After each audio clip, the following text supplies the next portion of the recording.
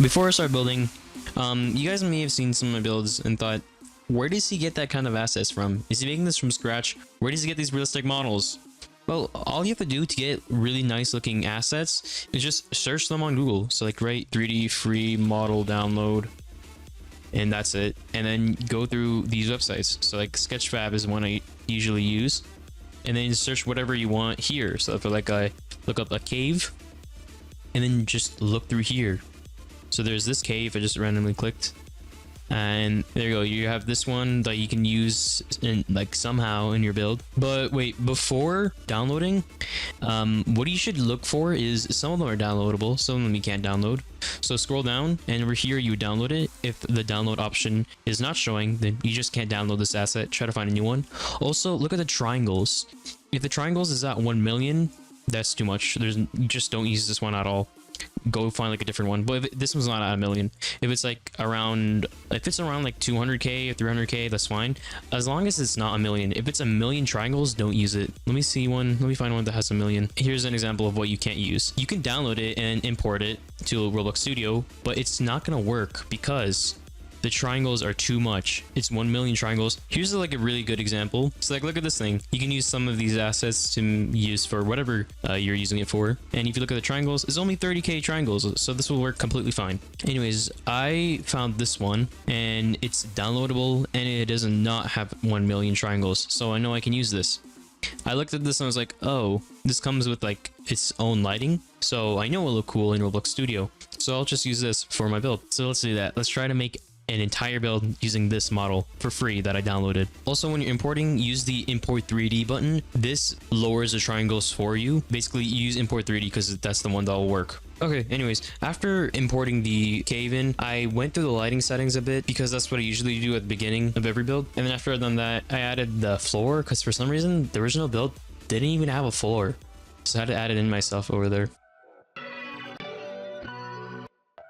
And then made it a bit brighter.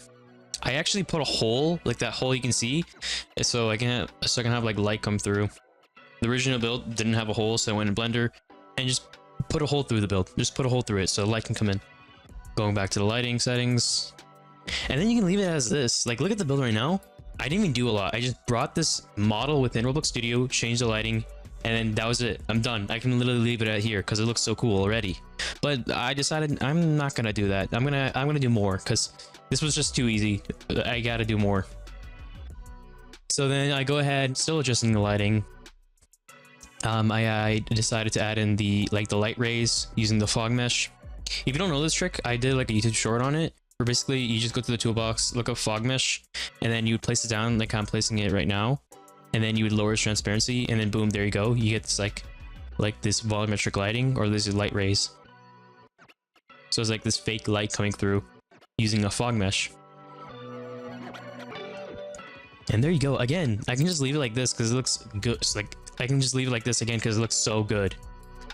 You just gotta find these like really nice free 3D download models that you can find on websites, like I found with this one, to achieve these really nice looking builds.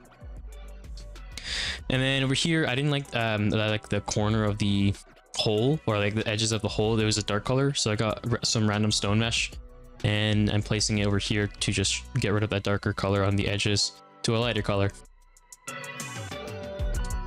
Just like a subtle detail that you don't really notice, but with my artistic brain and me being so perfectionist, I decided to fix that up. So you can't even see that how much of a difference that made that I added right there. And over here I had these pointy things. I don't know what these pointy things were called, but then I remembered Minecraft actually named these pointy things as stalagmites. And the other kind, I don't know, there's two different kinds in Minecraft. There's like these stalagmites, where stalagmites are the ones that are like above, like spiking ones from the above, or it might be the spiking ones from the bottom, but I don't know. There's like stalagmites and freaking stalagmites. I don't know which one's which, but yeah, those are called the pointy things.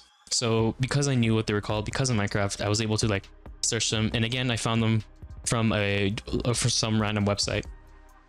Adding these spiky things was smart by me because it's I feel like it's the only coolest thing within a cave. Like I can't think of cool things that are in a cave other than these spiky things, so I knew I had to add them to my build.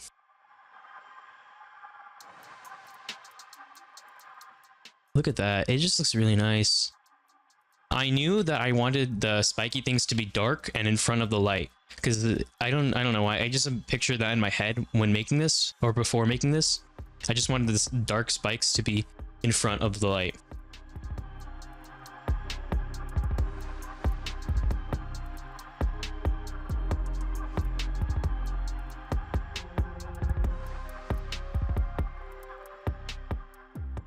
I'm adding more spikes.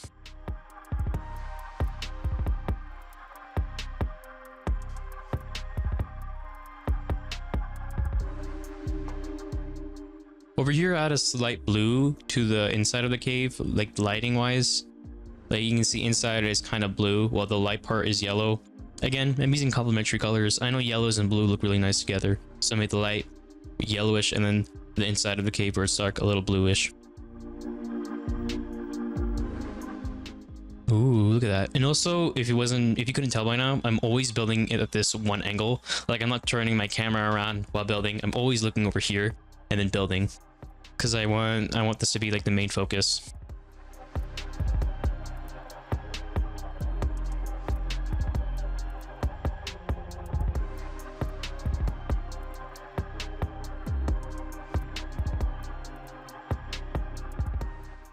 Now, after this part was pretty much done, the only thing I knew I wanted to add was having some sort of movement. So I was like, okay, what can I do to make it look moving? Since I don't have like leaves to blow in the wind, I need something else that can move. So I decided I'll just use particles. So I'm using a dust particle onto the light area to show some movement. And then I go ahead and add 2 different particles, which is like a fog looking particle at the light.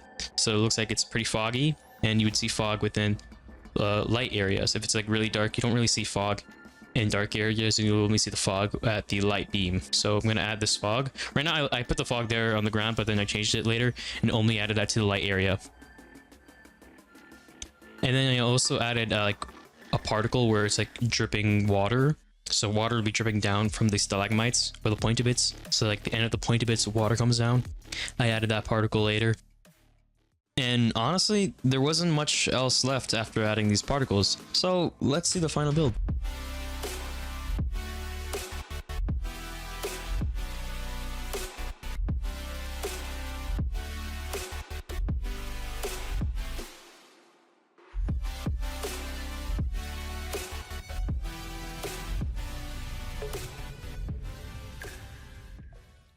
And that's pretty much it.